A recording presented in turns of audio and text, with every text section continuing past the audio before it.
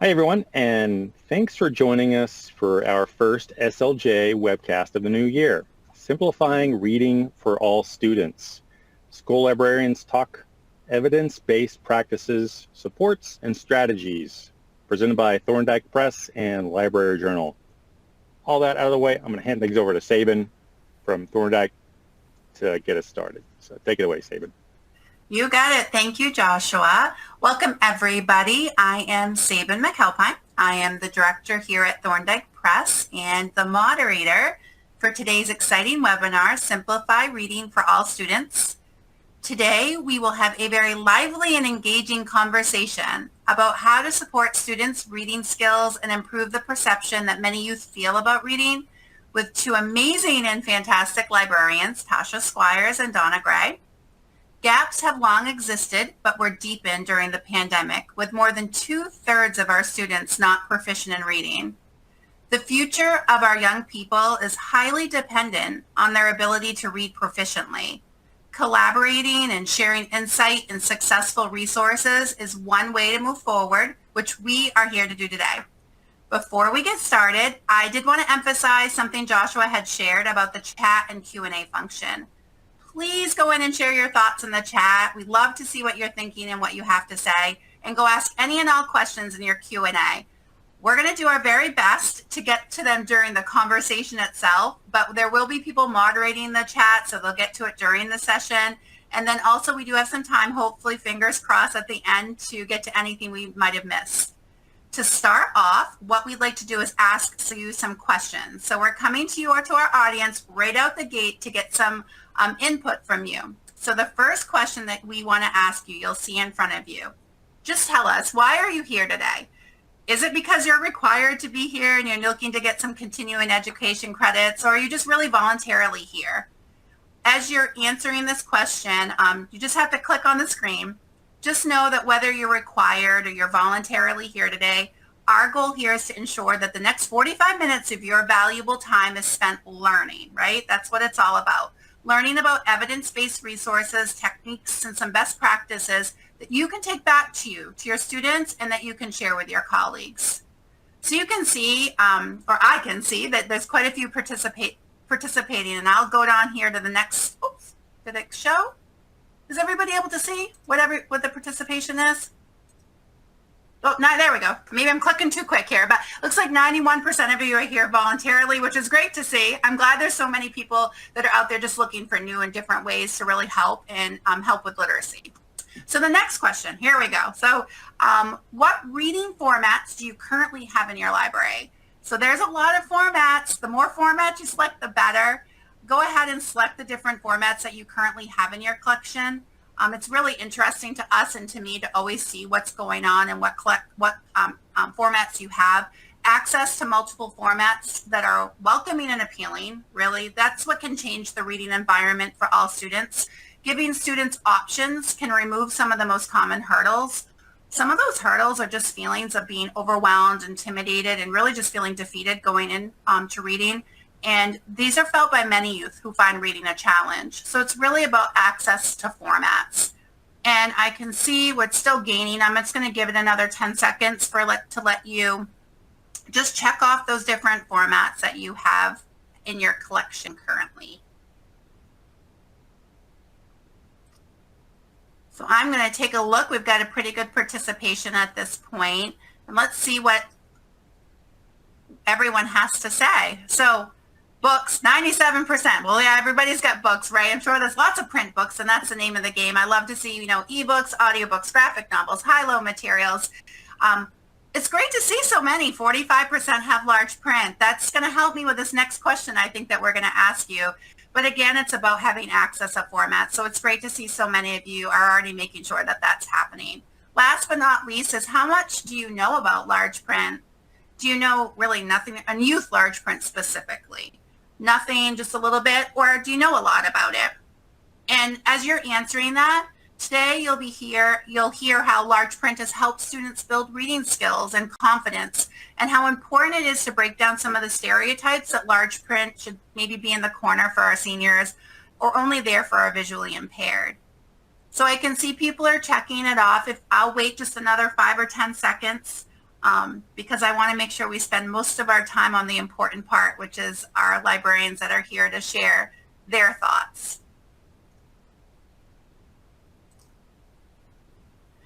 So if you look at this, we have a little. So the majority of you, about 72%, know enough about it. That's probably why you're here. You probably have come across it somewhere along the line, and you've heard that it could help and you want to learn more. And the goal, as I mentioned to start with, is that you get that by the end of today.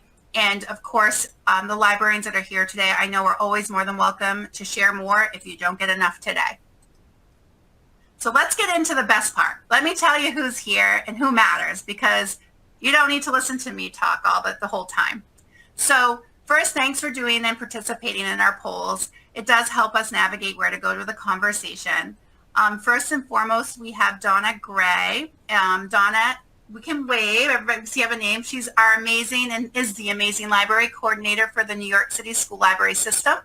She has over 20 years of experience in K-12 education, library services, and higher education. Donna has previously worked at the New York Public Library as a senior young adult librarian at Teachers College and the New York City Department of Education. Donna is currently the chair of the Black Caucus of the American Library Association and School Library Journal's Children and Young Adult Literary Awards, an executive committee member of Project Cicerio, and an adjunct instructor at St. John Fisher University. She received her master's in library science with a school library media concentration at Queens College, CUNY, and a master's in educational leadership from Bank Street College. Donna has worked in K-12, public, and reference library settings. She is interested in developing strategies and programs that help students become engaged, informed, active citizens, and learners in their communities and beyond. So welcome, Donna. And then we have the amazing Tasha Squires. Tasha is a 2015 Follett Challenge winner. She started her career as a young adult librarian in a large public library district serving a diverse southwestern suburb of Chicago, Illinois, where she spent many, many hours book talking in and working with middle and high schools in the area. Later, she did make the move over to school libraries and is currently the teacher librarian at O'Neill Middle School in Downers Grove, Illinois, where she spends her days engaging students and teachers in the process of furthering their 21st century skills and developing a love for reading. She is the author of Library Partnerships, Making Connections Between School and Public Libraries, published by Information Today, and she is the creator and the main contributor of the blog and podcast, Books in the Middle, which is a great podcast I would highly recommend. So I'm going to go to the next screen and we're going to get started. So welcome again, Donna and Tasha. We're so glad to have you here today, and I'm excited for you to share all the experience and expertise and wealth of information and passion that I know you both have to help suit your students. So I wanted to start right off. This is a question for both of you. And Tasha, we'll start with you answering, and then Donna, I'd love for you to share too. How do you support your students in your schools with reading? What suggestions would you share? So what's working and what are you seeing? All right, so I think for me over the years, it boils down to choice, variety, and accessibility. I think that to really support our students in the schools, you have to give the kids choice. And I know sometimes this is difficult when you're working with teachers because they always have an idea of where they want to go with whatever project that they're working on. But I think the more you can bring teachers around to the idea that kids have to have choice, whether it's the format that they want to choose or whether it's the length of the book, I think that that's really, really important. Variety, that kind of speaks to format as well. You have to have a variety of books. Obviously, based on the poll that you just did, we know that. We know that we have to have a variety of materials because not every kid is going to jump immediately into reading regular, I'll call them regular books. And just looking at how many of you have a graphic novel collection, I think it said 94% and 97% have hardcover books. So that to me says that we have recognized as a need. I know that years ago when I was working in the public library, back in, I think it was 97, 98, was when I first started a graphic novel collection. So obviously graphic novels have become incredibly important over time. And for me, definitely having large print, having high-low reading books are super important, having audiobooks are really important. And then the second, or the last part of that, the third part for me is accessibility. Not only do you have to make sure, hopefully, that your students have access to a physical space in your school that is your school library, but you have to be able to make sure the kids can get there. I know that sometimes that can be frustrating, maybe not so much for the younger students, but I feel like as they get older, sometimes teachers don't always take the time to bring the kids physically to the library. And then the second part to me for accessibility is, are the kids able to actually understand the books? Are they able to read the books? And to me, that's where having a variety of formats, like say large print, has been incredibly instrumental. For me, I feel like in helping support the kids become really good readers and to feel that they have that sense of accomplishment when they're reading. Donna, how about you?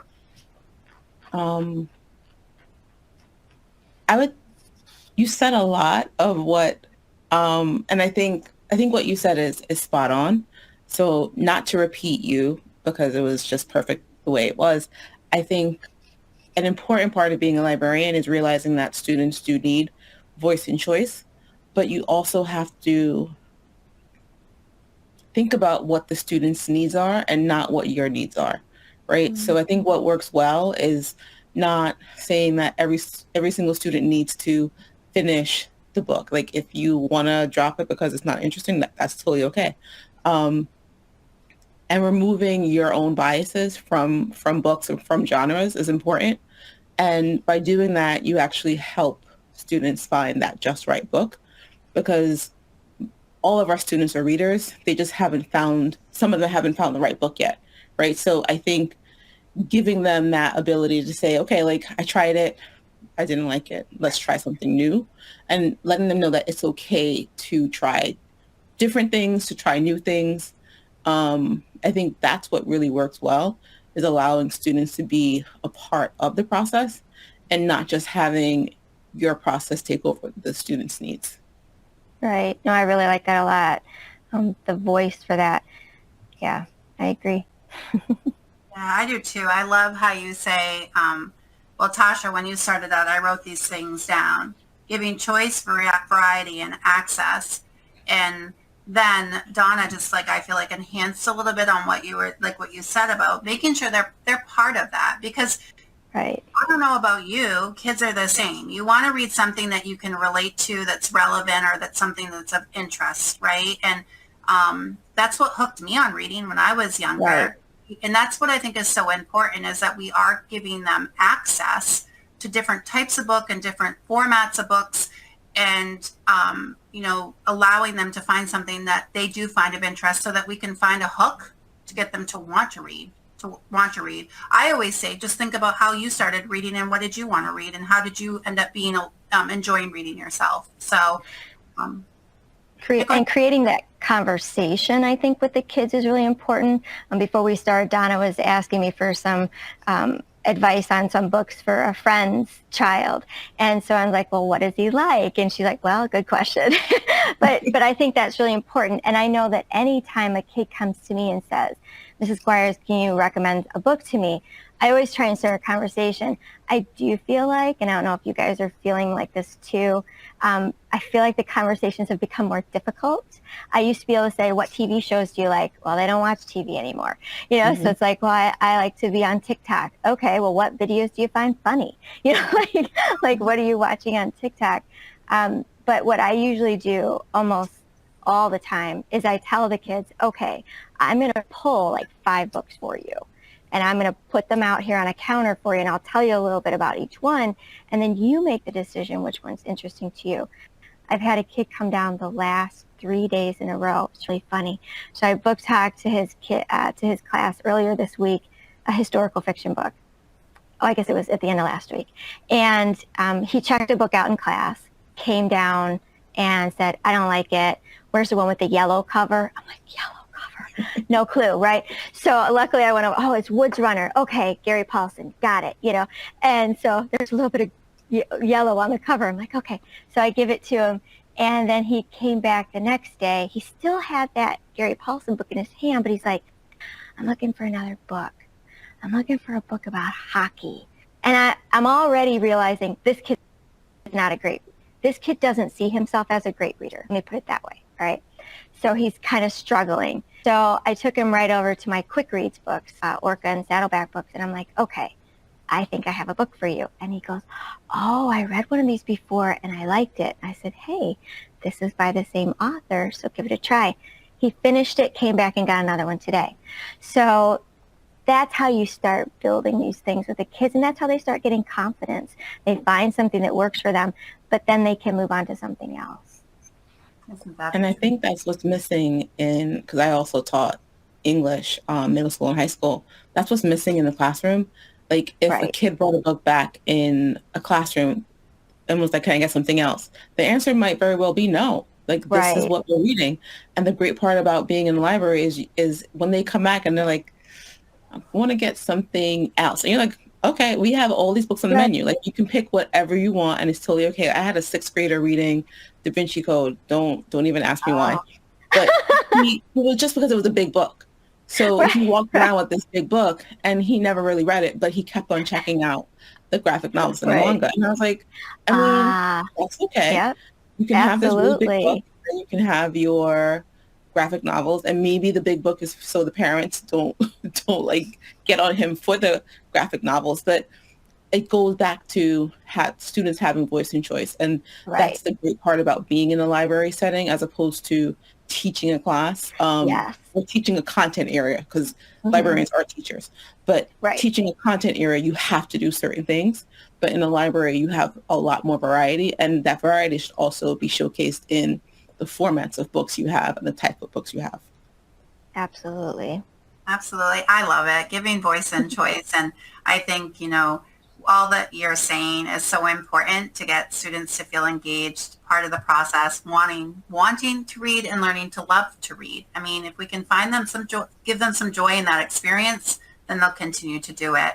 And I really liked how you said, Tasha, like, if you're uncertain, you're not really sure what direction to go to recommend, bring out 5 books and just book talk them, or just, honestly, I've heard of other librarians and teachers who just put them out and they let the kids look at them themselves and make the decision because they like the covers. I mean, whatever it is that gets them to put that book in their hand, that's the start, right? That's that first step. That's that first step. Absolutely. Got it. So next, when you think of what you've seen, so the kids that you work with, Donna, you're out with thousands and thousands of kids and hundreds really of librarians on a regular basis. What are some of those common misconceptions that people have about youth large print? And when you think about those common misconceptions, how would you suggest that we combat them? So Donna, would you mind starting? Sure. I think both because I was a YA librarian at NYPL, and I see it in both settings, where people assume that large print is for people who have a visual impairment. They assume that large print is for people who are older. And great ways, I think, to combat both of those is one, to normalize large print, right? So when you're shelving, you can shelve. Some people shelve it separately, but you can shelve large print with your other formats as well. So they can be side by side. And that speaks to student choice and voice. Like, if you see both of them on the shelf, you think that both of them are pretty much equal. They're sitting right next to each other, right? And when considering that people have this misconception about large print is for people who are older, I think the titles that are out now completely demystify that. Like, there are titles out for lower grades, for higher grades. Like, it's not like a John Grisham novel that's on the shelf in a public library. It's titles that you would already have in your collection in a middle school or high school. So it lends itself a lot easier now. I think the misconceptions are based on what people previously thought way back when I was going to school, but things are different, which is awesome because the publishing world is different too. So you have like a diversity of formats, you have a diversity of voices, and they all come together in large print. Tasha, do you have anything that you would like to add? Yeah, and I think that the whole idea of there's being this stigma attached to, like, for example, I think that some people think, oh, these kids aren't going to want to read it because they're going to perceive them as baby books. What's shocking to me, or what shocked me, I should say, early on in my evolution with Prince, was that the kids immediately had no preconceived notions. They had no stigma attached to it. Any stigma I thought was there was completely my bias. Speaking to what Donna was talking about earlier, we have to get out of our way of our own biases. And so I think that that was something that was completely fascinating to me, that I've never had a kid say to me, well, that's a little kid book. And I don't know why. I don't know why we have that idea, but the children don't. Maybe it's because these kids are growing up in a time when they can, on devices, they can enlarge screens very easily. So it's not a big deal for them to see it larger. I know this is always something that I think about when I talk about large print. We start learning to read with the print large. And for some reason, we decide we don't need it when we get older. And I feel like for so many people, from so many students, the comfort level is always there with that larger print. I've had kids walk in and say, you have large print, awesome. Like literally, they say the word awesome. And that to me is really, really interesting. The other thing that I have discovered, I mean, we talk about visual impairment and we think, oh, these books are just for visually impaired kids.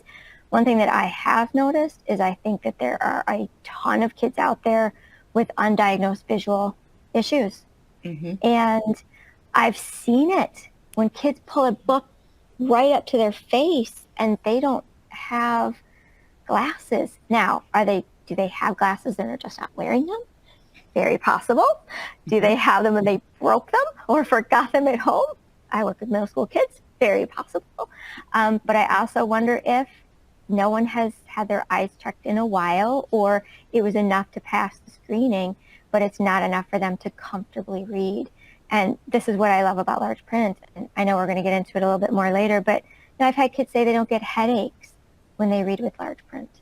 So, I think there's so much more magic behind large print than we even realize. And I do have one thing in terms of a stigma.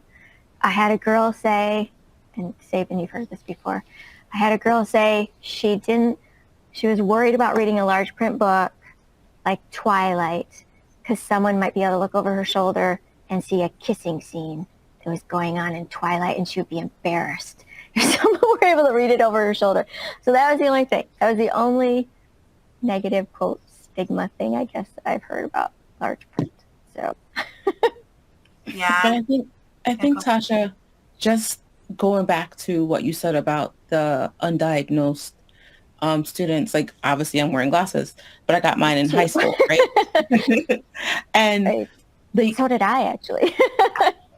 I can. You think about once you realize it, what we're doing to students by asking them to read a book that's in this really small print, like you're intentionally telling someone, like, I know it hurts, or maybe you don't know it hurts, but you're making someone do something that does hurt.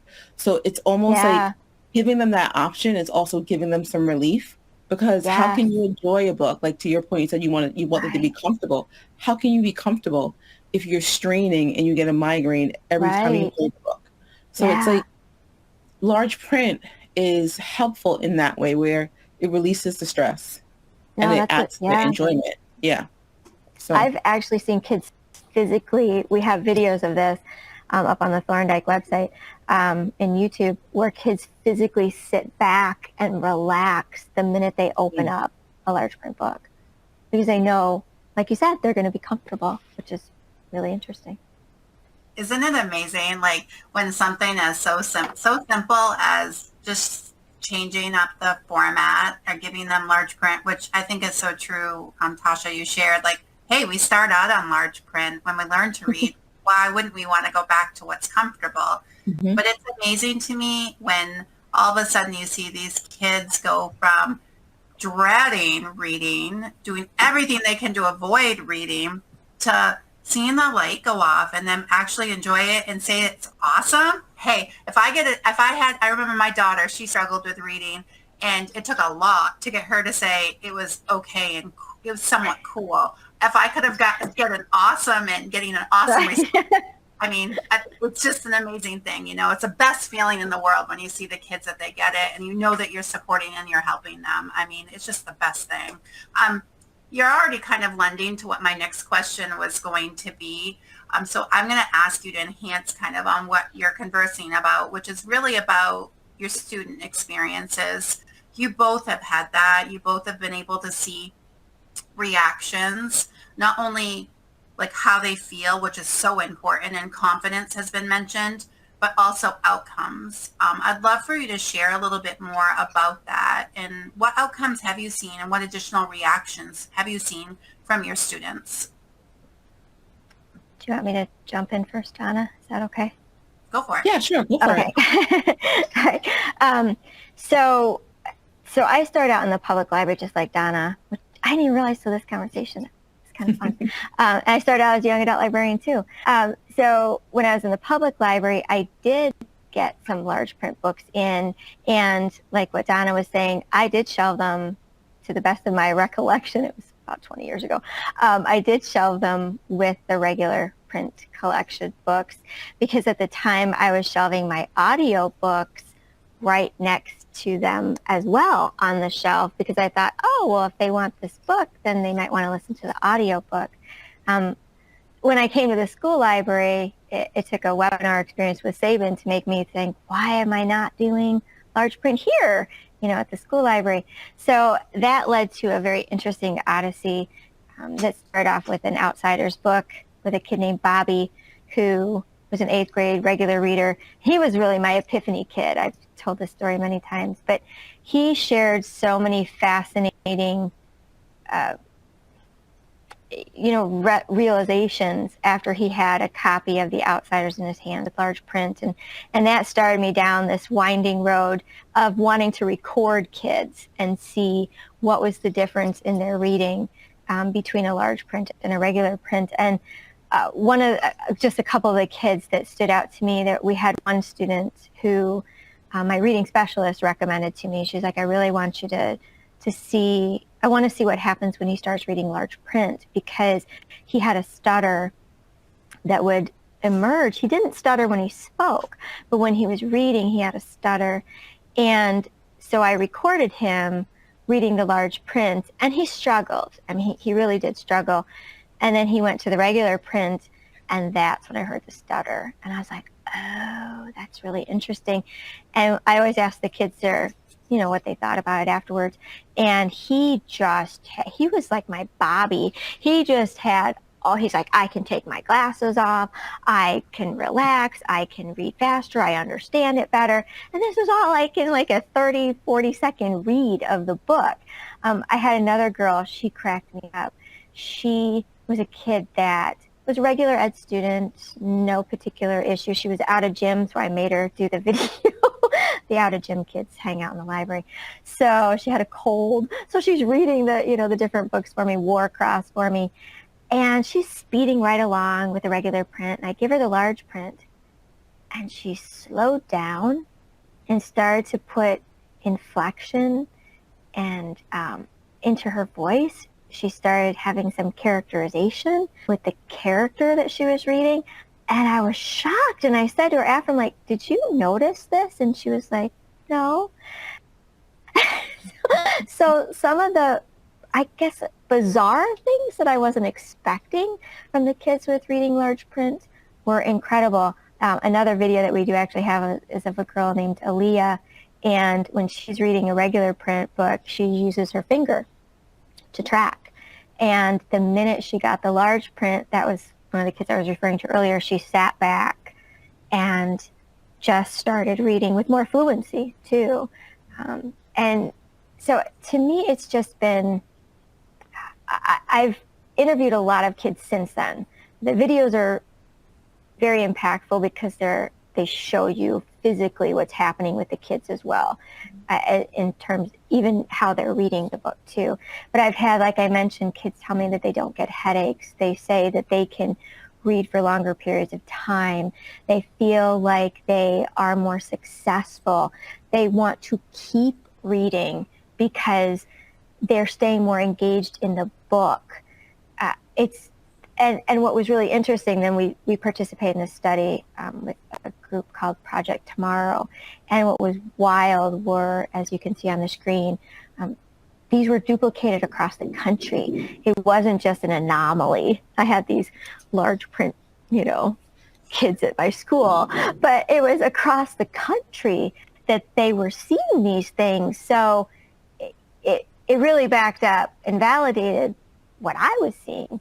And it was fascinating to see other kids reporting exactly the same things.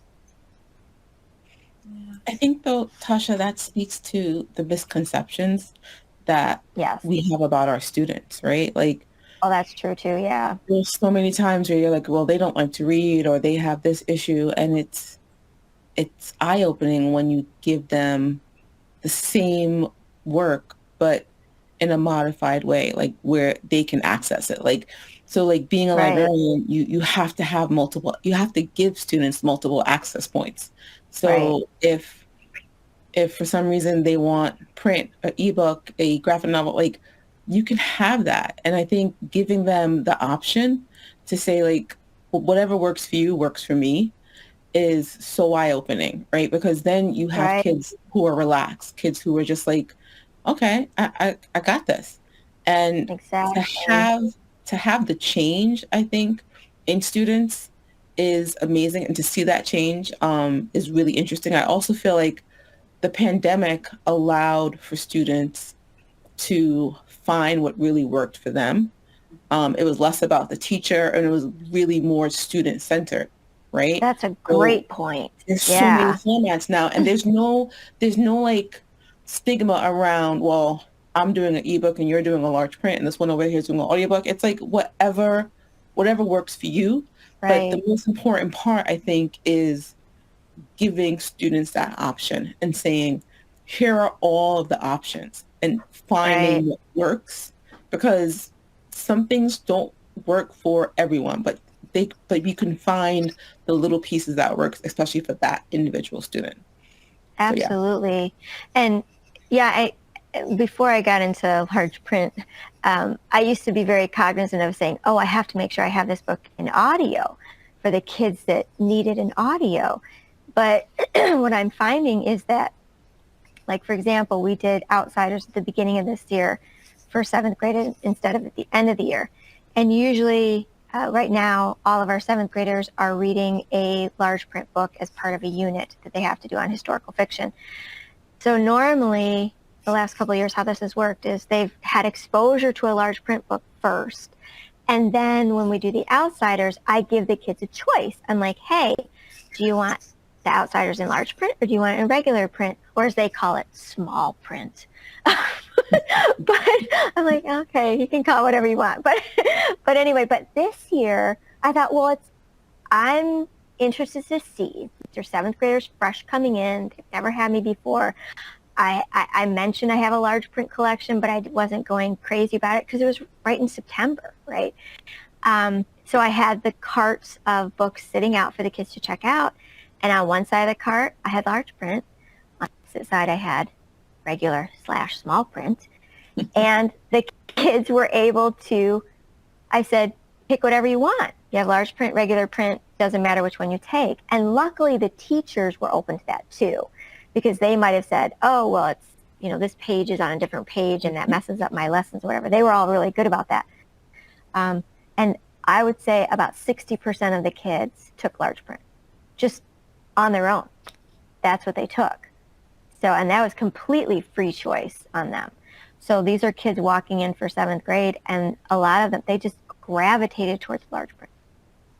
So that was really interesting to me too.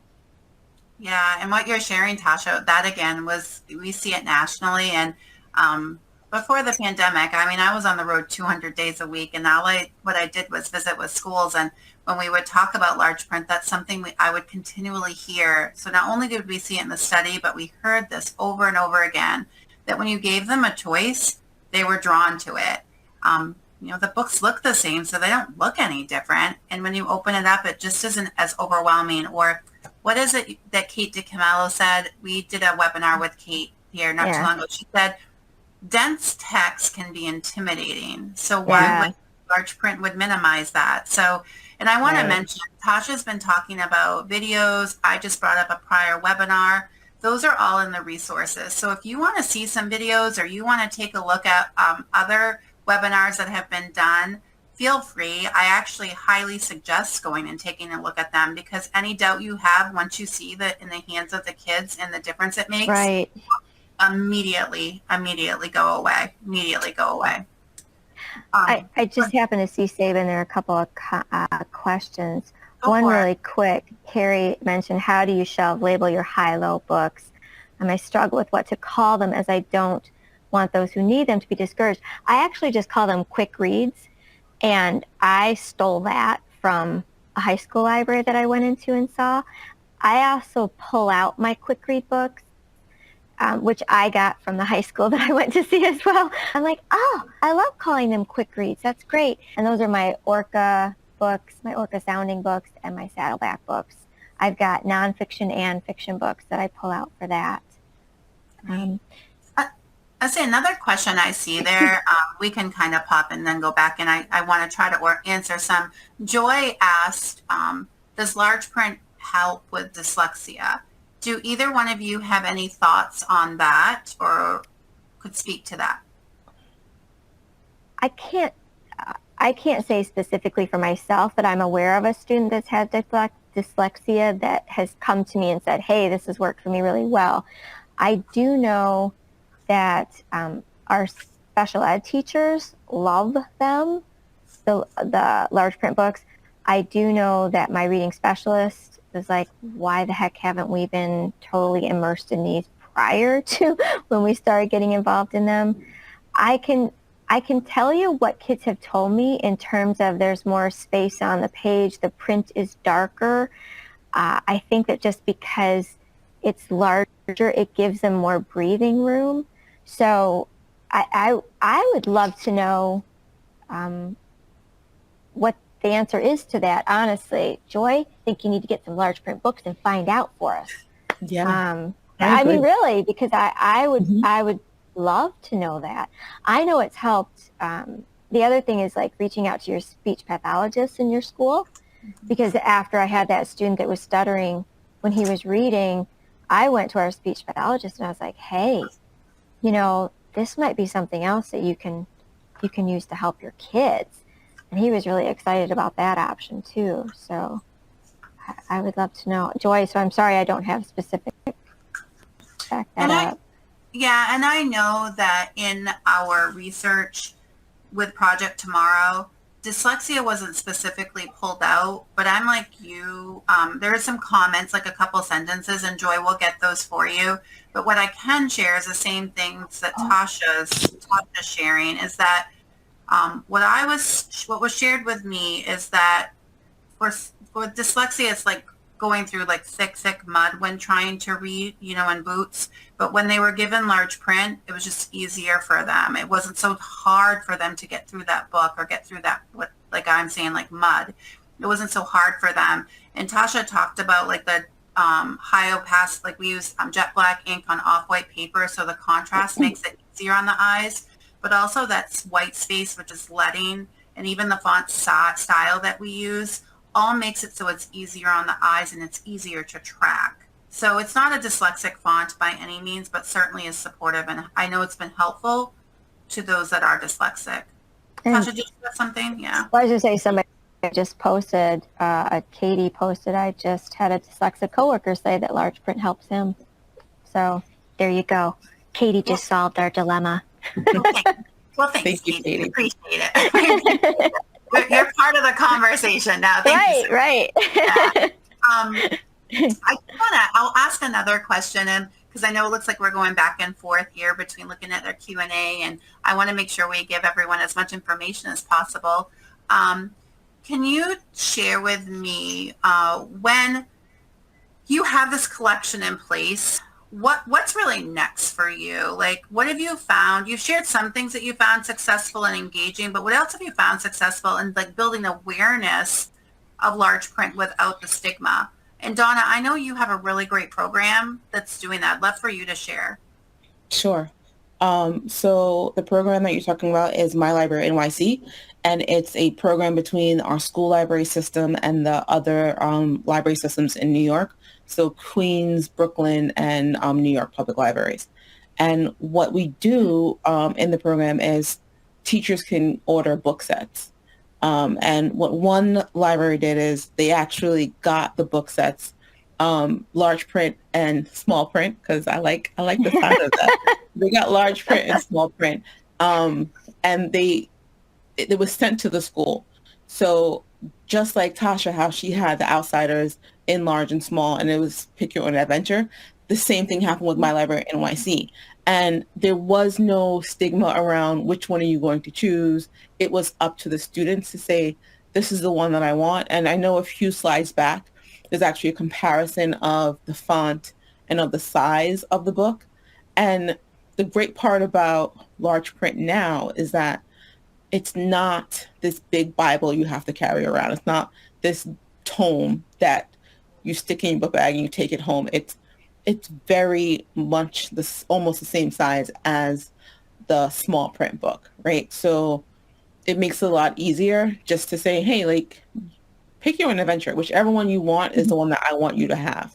And I think that's really worked, especially with My Library NYC, because teachers get to just pull the books that they want. And it would even work in a public setting, or if you were in a school library, where if you know you're going to order additional copies, make one of those additional copies a large print, right? And I think that helps, and it speaks to budget, because I don't know any librarian who is a librarian because of the money involved. You do it because there's a passion. So budgets are usually pretty small, so you can't afford to buy the entire collection, let's say, in large print. But you can afford to say, we're going to buy another book anyway, so let's get that one in large print, which would only be helpful. And let's get the most popular titles that our students are going to want to read. Yeah, I see some really interesting questions coming up in here related to, I think, what we're talking about and what you were just talking about. I do want to just kind of circle back to what Sabin was saying, and I do have some answers to some of these questions that are in the chat. When I'm talking about promoting, how do I get out there and okay, I've got this collection, what do I do with it now? To speak to what some of you are asking, I actually, in the school library, have pulled my collection out. It's actually behind me right now. So I'll just get up and walk around. So this is my large print, and I can't see my video. So this is one shelf, and then I have this shelf right here. And then I also have multiple copies of the historical fiction books that we use in our unit that we have. Then I also have a whole bunch of Outsiders in large print. For me, it was literally just about making the teachers aware of how awesome this is. I now have teachers this year, 8th grade teachers, that wrote grants. We have a grant system in our school district where teachers can write a grant to get money for certain things that we can't get funded otherwise. And they each got, I think it was $500 worth to buy large print books just for their classroom. So that's how, and I also do designate in the catalog. Someone also asked about that. I just put LP for large print. Someone was asking, what percentage of the collection do you have? I actually wrote this down. I wanted to know what my circulating stats were. I was interested in this. So I just looked it up, and my large print collection is 6.5% of my collection at this point. So it's certainly not, it's not even 10% of my collection. And that's including a lot of Outsiders books and a lot of the books that we use for the historical fiction unit. To give a comparison, my graphic novel collection is 6.74% of my collection. and that takes up about 3 or 4 shelves that I have. I have a pretty decent graphic novel collection. So my large print collection circulates over the life that I've had large print. It makes up 11% of my circulating total. My graphic novels make up 8.5%. So my large print is circulating better than my graphic novel collection. And my graphic novel collection, I know goes. And I saw so many of you guys have that too. Getting to a question that someone asked, what's your criteria for selecting? Do you get it in large print or do you get it in regular print or small print, as we're now saying? But I agree with what Donna said, especially if it's a book that's popular. If you were going to pick, let's just use Hunger Games. I know that's passe, but it's still a good book. But, if you were going to get the Hunger Games, if you were okay, I know this is going to be a popular book, I'm going to get 2 copies of it, or it becomes a popular book, you get 2 copies of it. If you're going to buy a 3rd copy, buy it in large print, because then you're giving your kids that variety, that choice, that accessibility that wouldn't necessarily be there for them. If you were going to get a book in audio, definitely consider getting it in large print, because that's, once again, you're just offering more formats to them. The more choice you give the kids, the better off it's going to be, for sure, all around. And I don't know if there was another question that somebody had, but sorry, if you guys want to jump in while I'm looking at the questions. Donna, I can ask, I was looking at our questions, and I'd like to ask you a question while we're looking at the other questions. So I've heard from librarians that they don't know how to get the books in the hands of who truly needs them. And I think we've touched upon it, but I'd love to get more of your thoughts on that. Sure. I think a great way to get the books in the right hand is to make them accessible, to make them easy to find. So Tasha has a large print collection. She also has a quick reads collection. So having them, sometimes it's helpful to have them all together so you can just point and say, well, this is where the large print is. Depending on your library, it might make more sense to put them side by side with the fiction. And I think either way works, especially because in school libraries, we're teaching students also how to use a catalog. So if you're searching in the catalog and you see LP, then you would know that's where the large print is, right? So I think those 2 options, either one works. Also having a display. So let's say if you do have your books in one section of the library, but having a display that shows multiple formats of the same book and of different titles is helpful, because who doesn't like a display? So you can have, let's say a winter wonderland display and put all the books out and make sure that you have that one or that a few books in large print. And the great part about My Library at NYC is if our teacher librarians didn't have the book, they could get it from the public library and display it in their library, which is super helpful when you want to do a display, but you don't have the budget to buy all of these books. Right.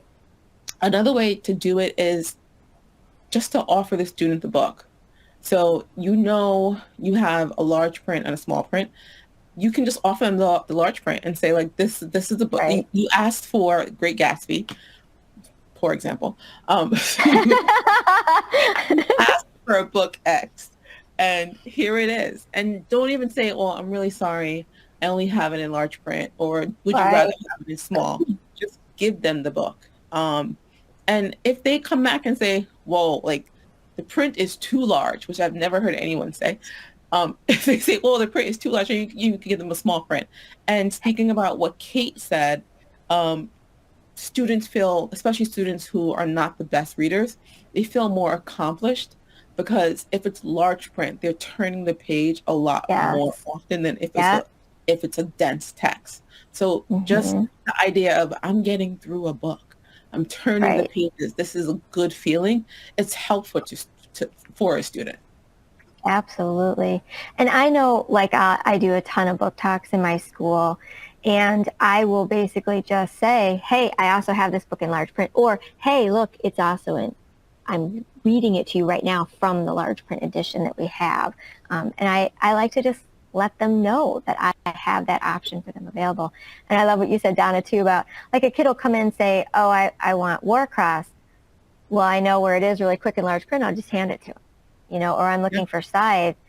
Okay, well, you want to read the book? Here you go, you know. And I rarely have a kid. I have once in a while had a kid say, oh, I don't want to read it in large print. Or I've had kids conversely say, do you have it in large print? You know, so it can go both ways, but most of the time, I would say 85, 90% of the time, students have no problem if I just hand them the book and it's large print, whether they've asked for it or not. So we have Valerie that has asked a question that I think lends to a question that we had ready to roll to ask both of you. And it's part of the question. Some of it's been answered for Valerie, but part of her question was like, what criteria do you use? And this is a common question. It's like many librarians, they may not have large print yet. They don't have it in their collection, and they're just learning about it really for the first time. As we saw, a great part of the individuals watching today really know very little about it, so they probably don't have a large collection. What are your recommendations for getting started? Like, how do they step into this and have a collection for their students? Do you want to go down? Yeah, I think the best way to get started is just to place an order. And this sounds really like maybe like tongue in cheek, but you have to have the book. You have to have the book in your hand, right? And I think the proof is in the pudding. So if you don't have a large print collection and you're saying to yourself, well, so how do I start? I think you start with your most popular titles. I think you start with books that you know are going to move. Because if you buy a book a title that's a few years old, that's not interesting, and it doesn't move, then you have this confirmation bias that, oh, people don't want large print. And that's not really the case. But if you look at the catalog and you say, like, okay, these are books that my students are already reading. These are topics that they're already interested in. So I think starting there and saying, you're not going to blow your whole budget on large print. From what Tasha said, her collection, and she's been doing this for a while, is less than 10%, but they still move. And I think what you do is you get the popular, you get the interesting titles, you get titles that you know are going to move, and then you don't have that buyer's like guilt to say, I bought these books and now they're not going anywhere. Like, they will move, but you have to, one, most importantly, know your students, allow your students to be a part of that process. Give the students the power to say, hey, like, these are books that I'm going to order. Which books do you think I should order? Put the onus on them because it's for them. So I think I wouldn't have, let's say, a whole grade come in and try to order books, but you know your students. Maybe you would have your like top 10 readers, or the kids that came to help in the library all the time. They don't have to be the best readers at all, but kids who are always in the library. If you had those students come and help, if you put up the catalog on the wall and said, put a Post-it next to the one that you want, put a star next to the one that you want, so everyone is involved that comes into the space. That's how you get started. You get started by saying, this is what's going to happen, and the way I'm going to do it is X, and just moving forward that way. Like, because if you're constantly just saying, well, I don't know, and I'm not really sure, no one's ever sure. So just put the catalog up on the wall and have students like mark which one that they actually want. Maybe even have them vote on like the top 20. Say you're going to buy 20 and like you have to get votes for the top 20. Like if that works for you, because students love a challenge. Yeah, I 100% agree with what Donna said. My best advice is just to do it. I would say though, make it an actual collection to try and start. Don't just get one or two and expect to see everything that we're talking about with one or two books. I really do think, I know that a while ago, Thorndike was offering like a starter collection for a large print book, like for middle schools, and they may have even done it for high school too. And I would definitely recommend doing that. Like, if you're really unsure, I love what Donna was saying about how to, get the kids involved in it. And then they already have ownership of it. When the books come in, they'll be super excited to see them. But I do think you need I would say at least 20 to 30. I know a couple years ago, I needed to create a foreign language collection, and I literally did spend a large chunk of my budget that year on the foreign language collection. That doesn't circ anywhere like what my large print do. But I had to give it something to get it a start, you know, and now we have a dual language program. I bought a ton of books in Spanish this year. These are things that happen. You know, we adjust our collections each year based on the need that we see presented. To me, large print is a need that you may not even realize you have at this point. And you just have to jump in with both feet and trust Donna and myself when we tell you it will be worth it.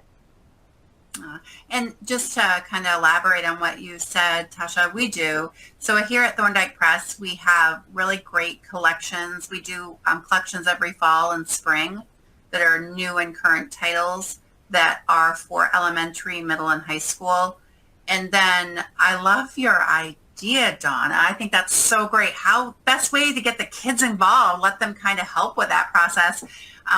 We certainly encourage librarians to also participate and students to participate in the books that they want. So, you know, we have a multitude of different ways that we can help out and support to make sure librarians know what we have for books.